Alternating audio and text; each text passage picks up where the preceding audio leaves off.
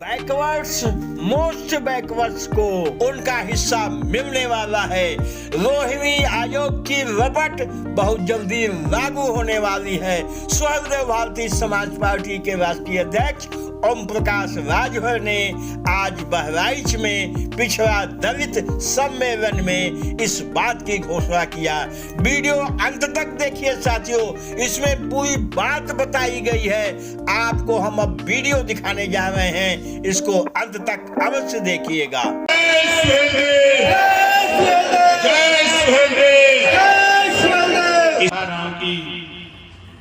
जैसे होता नहीं कि मूसर का दऊ दूसर, हम मूसर का रहे वाला है। बनारस में जहां हमारा घर है मूसर बहुत, वो मूसर के सुधार के तब हम यहाँ आए। आज वो मूसर में 10-10 फुट का गणना होला।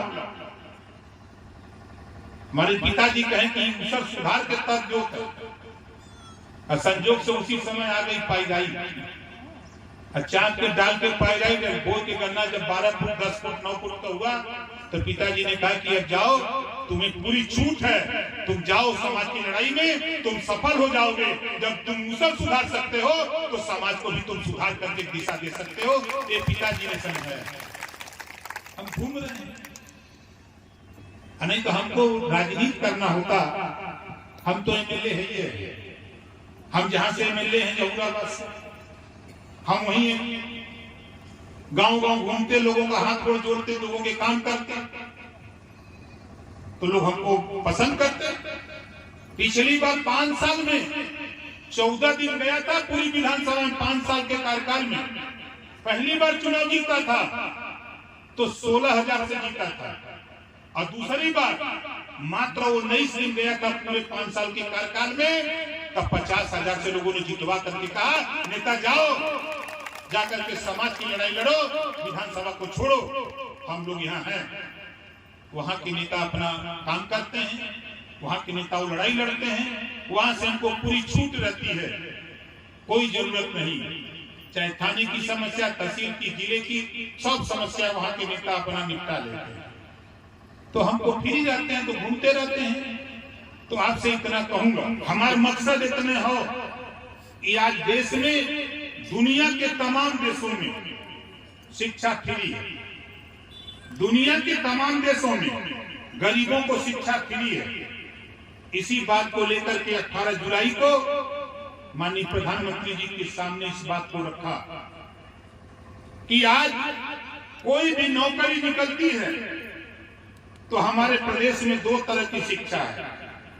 गरीब का बेटा सरकारी स्कूल में पढ़ता है, अमीर का बेटा प्राइवेट स्कूल में पढ़ता है। वो प्राइवेट स्कूल में कैसे कंप्यूटर पढ़ता है, और गरीब का बेटा सरकारी स्कूल में कैसे कबूतर कौवा पढ़ता है। जब दोनों फॉर्म भरते हैं नौकरी के लिए, जब जाते हैं तो कंप्यूटर वाला पास हो जाता है, कबूतर वाला। बोलो सही कह रहे हैं, गलत कह रहे हैं? हम गरीब लोग फेल हो जाते हैं। ये बात प्रधानमंत्री जी के दिमाग में बैठी। हमने कहा ये स्थिति है, जब आप एक देश एक राशन कार्ड, एक देश एक चुनाव की बात करते हैं, तो एक देश एक शिक्षा की बात भी देश में लागू कर दीजिए। यही ओम प्रकाश राजभर चाहता है। कर दीजिए शिक्षा का राष्ट्रीयकरण, एक समान शिक्षा कर दीजिए। जो प्राइवेट स्कूल में कैसे कंप्यूटर की शिक्षा है, जो पाठ्यक्रम वहां है, वही पाठ्यक्रम सरकारी स्कूल में लागू कर दीजिए। अपने आप देख लीजिए, इसी गरीब का बेटा फिर IAS और IPS बन करके आने लगेगा। ये ओम प्रकाश राजभर है। हम भी प्राइमरी में पढ़ के आए। आज भी जो रिटायरी के कगार पे अधिकारी है, चाहे दरोगा हो, चाहे सिपाही हो, चाहे DM हो, चाहे SP हो, चाहे कमिश्नर हो, इस सब प्राइमरी में पढ़ के आए। जो आज रिटायरी के कगार पे होंगे, इस सब के सब प्राइमरी में पढ़े हैं। क्या वजह है कि आज प्राइमरी से बच्चे होनहार नहीं निकल पा रहे हैं। अब तो जुगाड़ बने के साथ, अब तक कानून बने जाता कि बंटवारा हो जाए, 11% में सर्वाधिक पिछड़ा हो जाए, 9% में अति पिछड़ा और 7% पिछड़ा। अब क्या करना, जौने दिन कानून लागू हो जाए वही दिन तोरे समझ में आ जाई कि ओम प्रकाश राजभर काहे बदे झगड़ा करल। वही दिन समझ में आ जाई। लागू होने के 5 साल के अंदर आपके इसी बहराइच में सर्वाधिक पिछड़ों के बेटा बेटी सिपाही दरोगा दिखाई देने लगेंगे। अब पिछड़ों के बेटा बेटी सिपाही दरोगा दिखाई देने लगेंगे। इस बात को लेकर परेशान अखिलेश जी कि अगर ये इनके बेटा बेटी जाग गए तो कल हमारा क्या होगा। हमारी हिस्सेदारी जो हम लूटते हैं पिछड़ों का हिस्सा वो तो बंद हो जाएगा। इस नाते ओम प्रकाश राजभर से छीनते। हम कहते भैया ठीक, हम तो 2 लाइन का दोहा सुनाते हैं बराबर कि बनत रही तब बनत रही, अब न बनी हमरे तोरे, रंग जरा चाहे खुशी रहा, तू अपने घरे हम अपने घरे। अभी 10 दिन पहले हमारे पूर्व राष्ट्रपति महोदय के नेतृत्व में 27% आरक्षण की जो बंटवारे की रिपोर्ट तैयार करनी है उसके लिए कमेटी गठित कर दी गई है। जांच शुरू हो गई है। जो रोहिणी आयोग की रिपोर्ट है उस पर जांच शुरू हो गई है कि कहां त्रुटि है कहां नहीं है, उसको ठीक करके अब वो रिपोर्ट भी लागू होने की स्थिति में तैयारी कर रहे हैं। हमने कहा कि मान्यवर मैं तो प्रदेश के लोगों से वादा करके आया हूं, आप तो देश की बात करते हैं अच्छी बात।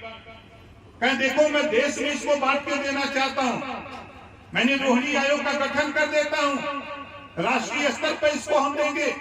जो 27% आरक्षण का लाभ जो जातियां नहीं पाई हैं उनको हम देना चाहते हैं। हम रोहिणी आयोग का गठन करना चाहते हैं, आप धैर्य रखो। हमने कहा कि नहीं, हम धैर्य रखने वाले नहीं हैं।